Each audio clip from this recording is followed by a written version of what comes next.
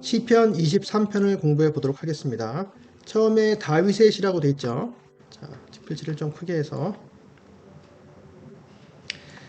다윗의 시라고 되어 있는 것은 이제 제목이죠. 표제라고 합니다. 이것은 150개의 시가 있죠. 시편에는 150개의 시를 시편으로 이제 엮을 때 그때 붙여진 것으로 생각이 됩니다.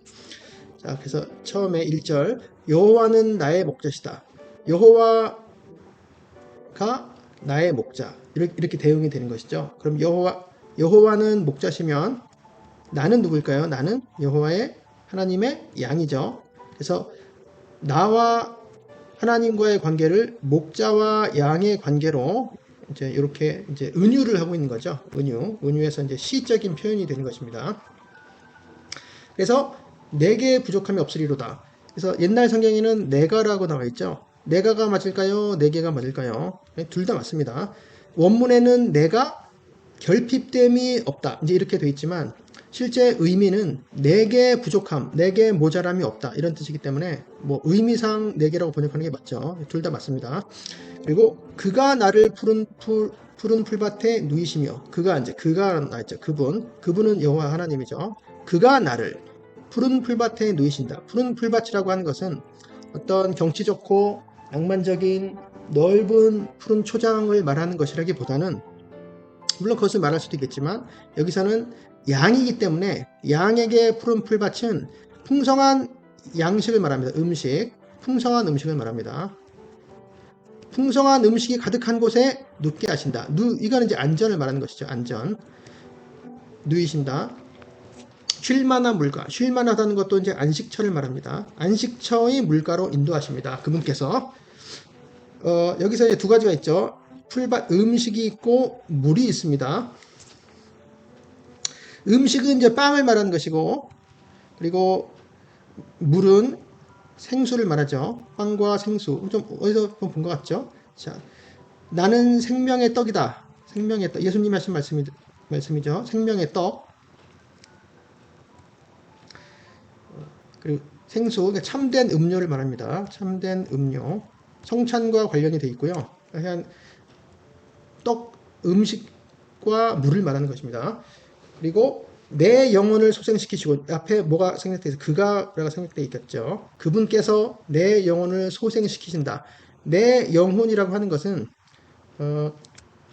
보통 구약 성경에서 영혼이라고 번역된 영이라고 번역된 것과 영혼이라고 번역된 것이 있는데 보통 영은 이제 루아흐라는 단어를 영이라고 번역했고요. 영혼은 네페시라는 단어를 보통 번역했습니다. 네페시.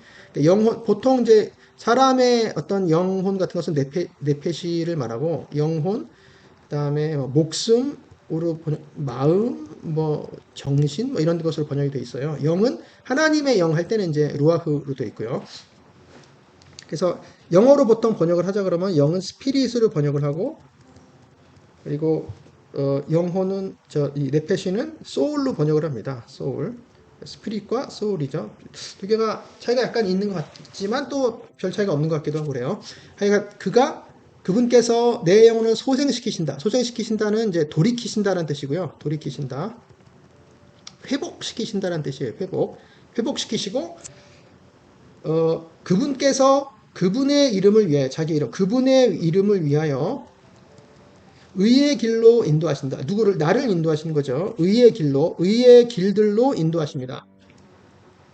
그분께서 나를 의의 길로 인도하시는 것은 그거의 근거나 이유가 나에게 있는 것이 아니에요. 그분의 이름에 있는 것입니다.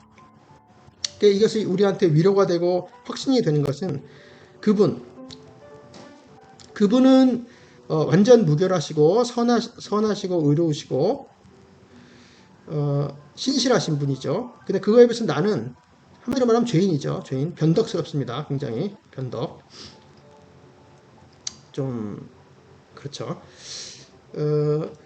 내가 변덕스러워서 어떻게 될지 모르는 상황에도 불구하고 그분께서 선하심과 신실하심 때문에 나를 계속 이끌어 가시는 거기 때문에 그 근거가 나에게 없다는 것이 얼마나 큰 다행인지 몰라요.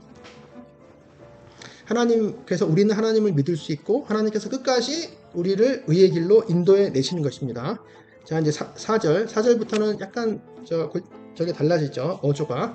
내가 사망의 음침한 골짜기로 다닐지라도. 그래서 사망의 음침한 골짜기에서 음침한이라는 것은 이제 그늘을 말합니다. 그늘 그림자. 사망의 어두운 그늘, 사망의 어두운 그늘의 골짜기로 다닐지라도, 걸어 다닐지라도, 내가 걸어 다니는 때에도, 걸어 다니는 때에도 역시, 라는 말이 있어요. 역시. 걸어 다닐 때도 역시. 심지어 내가 사망의 음침한 골짜기로 걸어 다닐 때에도 역시 나는 해를 두려워하지 않는다. 이렇게 돼 있어요. 그래서 해라는 것은 이제 태양이 아니겠죠. 당연히 여기서는 이제 나쁜 것을 말해요. 원문으로 나쁜 것, 나쁜 일을 두려워하지 않습니다. 하나님께서는 우리를 푸른 풀밭에 누이시기도 하시고 또 쉴만한 물가로 인도하시기도 하시지만 어쩔 때는 사망의 음침한 골짜기로 다니게 하실 때가 있습니다. 왜 그럴까요? 일단 목자와 양의 관계에서 보면 목자가 양들을 몰고 다닐 때 보통 이쪽 풀밭에서 이제 다 먹으면 이제 저쪽 풀밭으로 가야 되죠. 근데 저쪽 풀밭에까지 가는 길 중에 사망의 음침한 골짜기가 있을 수도 있고, 또 한 가지는 대개 이제 그 이스라엘의 건기에는 이제 여름이 건기죠. 건기에는 비가 전혀 내리지 않는데, 거의 내리지 않는데, 그때 물을 찾으려면 이 사망의 음침한 골짜기로 들어갈 수가 있는 거죠. 거기에 물이 있기 때문에. 그래서 목자가 그리로도 이제 인도를 합니다. 그럴 때도 해를 두려워하지 않을 것은 그 이유는 주께서, 당신입니다. 당신. 우리 성경에는 주께서라고 번역했지만 실제로는 당신께서 나와 함께 계시기 때문입니다. 우리말 성경에 하심이라 라고 번역된 것은 하시기 때문입니다. 다 하시기 때문입니다.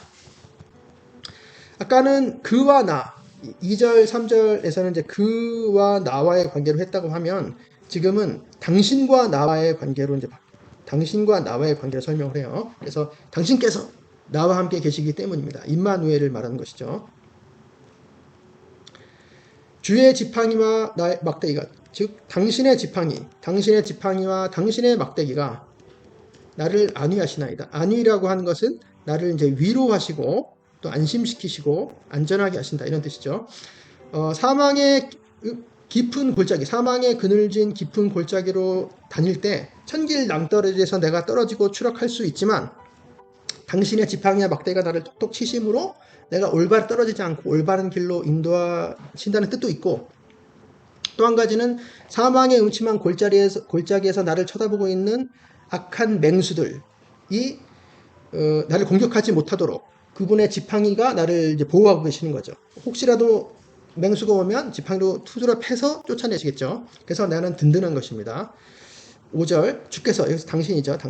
당신께서 내 원수의 목전에서 내게 창을 차려주시고, 내 원수의 목전이라고 하는 것은, 목은 이제 눈목, 그리고 앞전자를 말합니다. 그래서 눈앞, 내 원수의 눈앞에서, 내 원수가 보고 있는 앞에서, 내 원수의 맞은편에서 내게 상을 차려주신다. 이것은 상이라고 하는 것은 보상을 주신다는 뜻이 아니고 밥상을 말하는 거예요. 밥상. 내게 식탁을 차려주신다. 식탁을 차려주신다는 게 무슨 뜻일까요? 그것은 푸른 풀밭에 누이신다라는 것과 비슷하죠. 이제 양한테 이제 먹을 것을 주신다는 것입니다. 상을 차려주시고 기름을 내 머리에 부으셨다.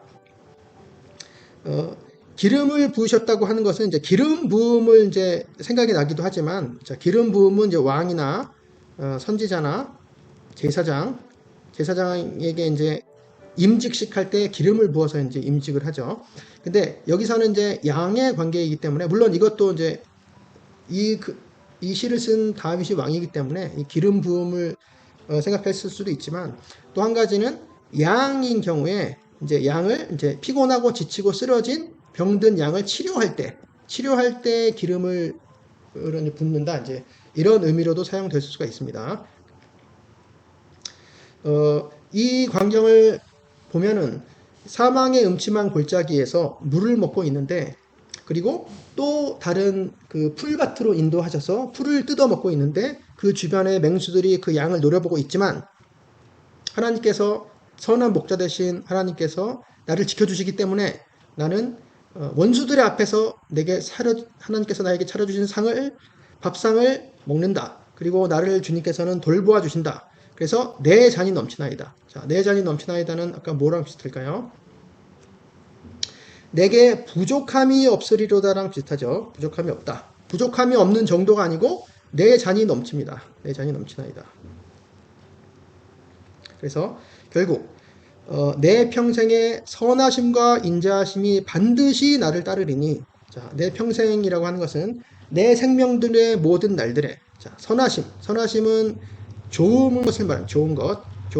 하나님으로 치면 이제 좋으심이죠. 하나님의 선하심과 그다음에 인자심이 반드시 나를 따른다. 이 좋은 것이라고 하니까 아까 뭐가 생각날까요? 해죠, 해. 해와 반대되는 거죠. 해는 나쁜 것입니다. 나쁜 것과 좋은 것이 이제 이게 대비가 되는 거죠. 해와 선하심과 대비가 되고, 인자하심이라고 번역된 말은 히브리어 헤세드를 말합니다. 헤세드는 하나님의 사랑을 말하는데 하나님의 신실하신 사랑을 말합니다. 신실하신 사랑, 변치 않는 사랑, 불굴의 사랑, 변치 않는. 하나님께서 엄청 신실하시기 때문에, 신실한 사랑으로 우리를 사랑하시기 때문에 우리가 넘어지지 않는 거죠. 결국 우리가 구원을 받을 수가 있는 거죠. 이것과 뭐가 비슷한가요? 자기 이름을 위하여 의의 길로 인도하신다. 이것과 하나님의 인자하심이 반드시 나를 따른다. 이거 비슷하죠. 자기 이름을 위하여 인자하심. 그래서 나를 따르리니, 하나님의 선하심과 인자하심이 나를 따르는데, 이 따르는 것은 나의 뒤를 졸졸 그냥 쫓아다닌다, 이런 뜻이 아니고, 뒤를 따른다 단순히 이런 뜻이 아니고, 히브리어로는 추적한다는 뜻이에요. 그냥 추적하는 게 아니라 집요하게 추적한다는 뜻이에요. 그래서 결코 하나님의 그 관심과 하나님의 우리를 돌보심, 선하심과 인자하심은 결코 떨어지지 않습니다. 결코 나에게 떠나지 않습니다. 집요하게 추적하십니다. 그래서 내가 여호와의 집에 영원히 살리로다. 여호와의 집에 영원히 거하리로다. 이렇게 시를 맺습니다. 자, 여기서 목자와 양과의 관계로 표현한 다른 시편에는 뭐가 있을까요? 다른 시편에는 시편 100편이 있습니다. 시편 100편의 3절을 보면은 우리는 그의 것이요, 여호와 하나님, 우리는 그의 것이니 그의 백성이요, 그의 기르시는 양이로다. 우리는 그의 기르시는 양입니다. 그러면서 감사함으로 그 문에 들어가면 이렇게 있죠.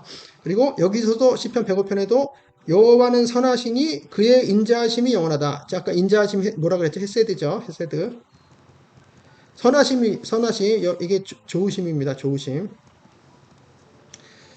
그리고 내가 여호와의 집에 영원히 살리로다라고 했을 때, 자, 여호와의 집이라는 것은 뭘 말할까요? 여호와의 집은 하나님께서 거하시는 집인데 우리와 함께 있기 위해서 거하시는 집이죠. 그래서 구약으로 치면은 그게 이제 성막이 되기도 하고 성전이 되기도 하고, 신약으로 치면 교회가 됩니다. 교회. 그리고 예수님께서 다시 오실 때는 그게 이제 새 예루살렘, 새 하늘과 새 땅에 있을 새 예루살렘. 지금 예루살렘은 하늘에 있죠. 하늘의 예루살렘이라고 표현하는데 그게 이제 땅으로 내려오죠. 새 예루살렘. 그것은 바로 하나님께서 우리와 함께 거하시는 것입니다. 임마누엘이죠. 예수님 그 자체죠. 예수님.